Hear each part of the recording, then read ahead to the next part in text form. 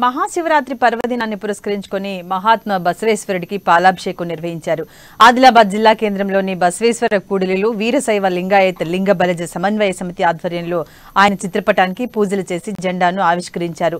మహాత్మా బసవేశ్వరుడు చూపిన బాటలో ప్రతి ఒక్కరూ నడుచుకోవాలని తెలంగాణ రాష్ట్ర వీరశైవ లింగాయత్ లింగ బలజ సమన్వయ సమితి అధ్యక్షులు ముస్తాఫురే అశోక్ అన్నారు.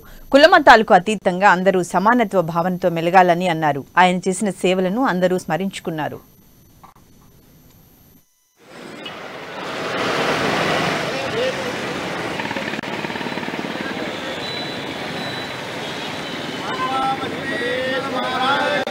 ఈరోజు మహాశివరాత్రి పర్వదిన సందర్భంగా అందరికీ మహాశివరాత్రి శుభాకాంక్షలు. ఈరోజు ముఖ్యంగా మహాత్మా బసవేశ్వరుడు శివస్వరూపుడు అయినటువంటి బసవేశ్వరునికి ఈరోజు మేము పాలాభిషేకం చేసి వారికి భక్తి శ్రద్ధలతో ఈరోజు పూజ చేయడం జరిగింది. బసవేశ్వరుడు ముఖ్యంగా ఒకే విషయము చాలా స్పష్టంగా చెప్పారు.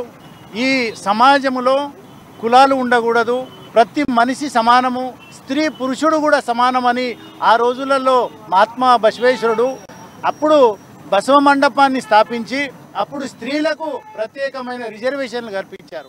ఈ బసవేశ్వరుని ఏదైతే కుటుంబ సభ్యులందరితో కలిసి పాలాభిషేకం నిర్వహిస్తూ ముఖ్యంగా ఈరోజు ఇప్పుడే చెప్పారు అశోకన్న గారు మహిళల గురించి ప్రత్యేకంగా ఈరోజు మహిళలకి ప్రత్యేక రిజర్వేషన్ తెచ్చిన ఆ బసవేశ్వరునికి ప్రత్యేక